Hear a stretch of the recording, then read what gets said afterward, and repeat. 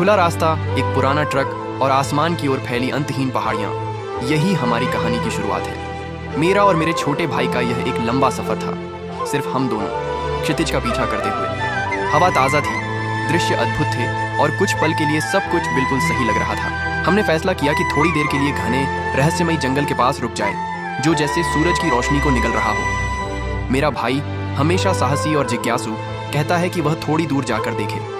मैंने उसे कहा कि ज्यादा दूर मत जाना। कुछ ही मिनट बीते, फिर 10, फिर 20।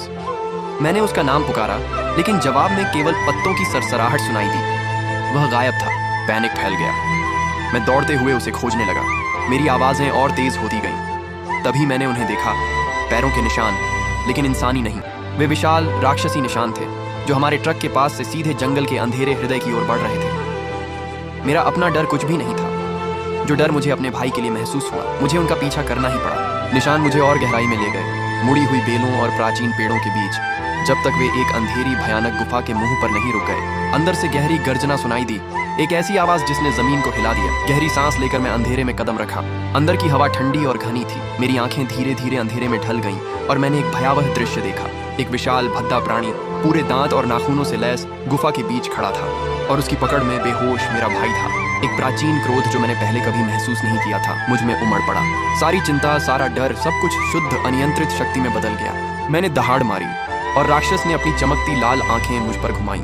लड़ाई छोटी लेकिन भयंकर थी। यह अंधेरे में दो विशालकों की टकराहट थी, क्रोध और हताशा की भंवर जैसी। मैं सिर्फ अपनी जान के लिए नहीं, बल्कि उसके लिए लड़ रहा था। अंत में एक आखिरी धरती हिला देने वाले प्रहार के साथ राक्षस गिर पड़ा। गुफा में फिर से शांति छा गई। मैं अपने भाई के पास दौड़ा, उसे उठाया और सुबह की रोशनी में बाहर ले आया। सूरज अभी उग रहा था, आकाश को नारंगी और गुलाबी रंगों से रंगते हुए। वह धीरे धीरे होश में आया, भ्रमित लेकिन सुरक्षित। हमने ज्यादा कुछ नहीं कहा, बस ट्रक में वापस बैठे और आगे बढ़ गए। हम बस चलते रहे, जंगल और उसके डरावनेपन को पीछे छोड़ते हुए।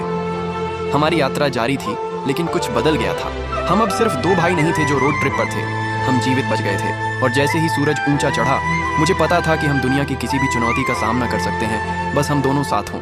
देखने के लिए धन्यवाद। अगर आपको ये कहानी पसंद आई तो और कहानियों के लिए लाइक और सब्सक्राइब जरूर करें।